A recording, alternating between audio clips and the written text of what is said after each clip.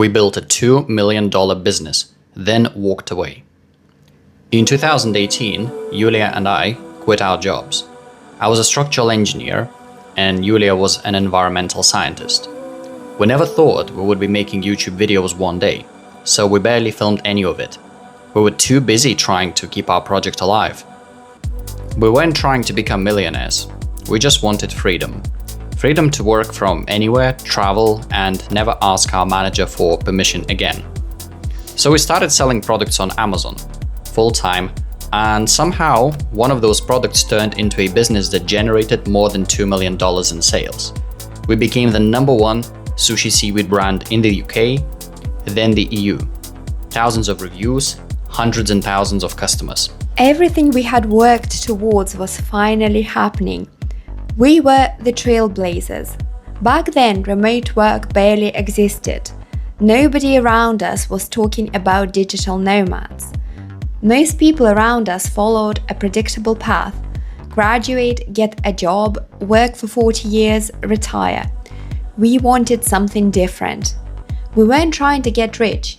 We were trying to buy our time back. So we launched several products: coffee cups, matcha, reusable eco products. Some worked, and some worked surprisingly well. But one product completely changed everything. We ate sushi seaweed ourselves because of its iodine content. The market on Amazon looked healthy, competition wasn't overwhelming, so we just launched it. Then sales started accelerating. Then accelerating again. And suddenly we had a problem. We needed more inventory than we could afford. Every dollar we earned went straight back into stock. We had to drop other successful products because we only had so much money we could invest. Looking from the outside, it looked incredible. Revenue kept rising, reviews kept growing. We became the #1 sushi seaweed brand. But we'd also learned that revenue and wealth aren't the same thing. Building a physical products business meant constantly reinvesting back into inventory.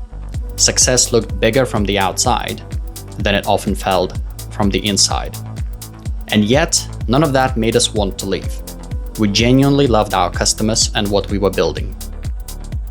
In many ways, we'd achieved exactly what we'd set out to do. We no longer needed permission to choose where we lived or how we spent our days.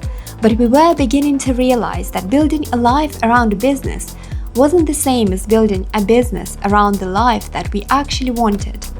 One day we realized something uncomfortable. The business we had spent years building wasn't really ours. We were renting access to Amazon's platform.